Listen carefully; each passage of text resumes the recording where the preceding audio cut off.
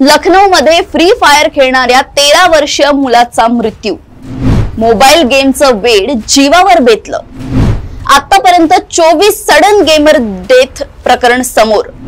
आज विवेक गेलाय, उद्या कोण? मोबाईल गेममुळे होणाऱ्या मृत्यूंचं सावट गडद। उत्तर प्रदेशातील लखनौ शहरात एक धक्कादायक आणि दुःखद घटना घडली। एक 13 वर्षांचा मुलगा आपल्या घरात मोबाईलवर खेळत होता। नेहमीप्रमाणे त्याच्या हातात मोबाईल होता आणि तो फ्री फायर गेम मध्ये मग्न होता। गेम सुरू असतानाच तो अचानक बेडवर झोपला। त्याची बहीण जवळच होती। तिला वाटलं की भाऊ झोपला असेल, थकला असेल, पण वेळ जाऊ लागली तरी तो उठत नव्हता। कोणतीच हालचाल नव्हती। कुटुंबियांनी जवळ जाऊन पाहिलं आणि त्यांच्या पायाखालची जमीनच सरकली। त्याचा मृत्यू झाला होता।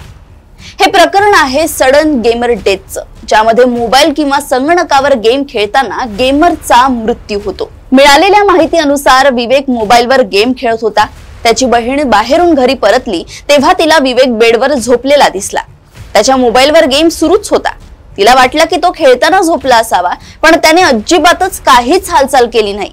तेव्हा मात्र बहिणीला संशय आला आणि तिने मदतीसाठी हाक मारली। त्याला रुग्णालयात नेण्यात आलं, जिथे मुलाला मृत घोषित करण्यात आलं। जगभरात अशा अनेक घटना घडल्या आहेत जिथे मोबाईल गेमर्सचा अचानक मृत्यू झालाय। त्यांना कोणतीही दुखापत झाली नाही। अमेरिकन लायब्ररी जर्नल मधून याबाबतची माहिती मिळाली आहे।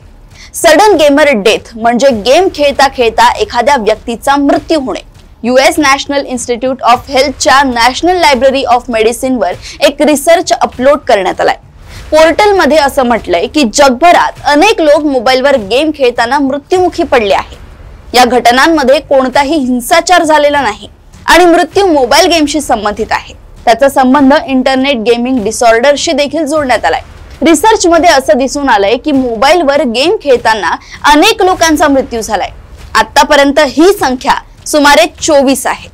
1982 मध्ये एकाचा मृत्यू झाला होता। त्यानंतर 2002 ते 2021 पर्यंत 23 मृत्यू झाले होते। त्यापैकी बहुतेक हे पुरुषच होते। या व्यक्तींचे वय 11 ते 40 वयोगटातील होते।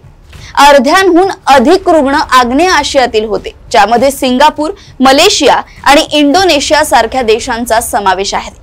ही माहिती वर्तमानपत्र आणि पोर्टल वरून गोळा करण्यात आली आहे। सडन गेमर डेथची ही घटना फक्त एका कुटुंबावर आलेलं दुःख नाहीये, तर संपूर्ण समाजासाठी एक गंभीर इशारा आहे। मोबाईल गेम्स ही आजच्या तरुणाईसाठी करमणुकीचं आणि स्पर्धेचं माध्यम बनली असली तरी त्याचे अतिरेकाचे परिणाम जीवघेणे ठरू शकतात। पालकांनी आपल्या मुलांच्या ऑनलाईन कृतीकडे लक्ष देणं अत्यावश्यक झालंय। आज विवेक गेलाय, उद्या कोण? हा प्रश्न प्रत्येक पालकाच्या मनात जागा व्हावा हीच वेळेची गरज आहे।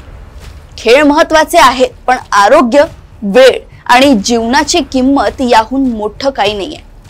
अशाच घडामोडी व अपडेट्स मी ऐश्वर्या तुमच्या समोर घेऊन येतच राहील। तोपर्यंत तुम्ही बघत राहा देशोन्नती। आणि अजूनही तुम्ही आमच्या चॅनलला लाईक आणि सबस्क्राईब केलं नसेल तर लगेच लाईक आणि सबस्क्राईब करा आणि बघत राहा देशोन्नती। नमस्कार।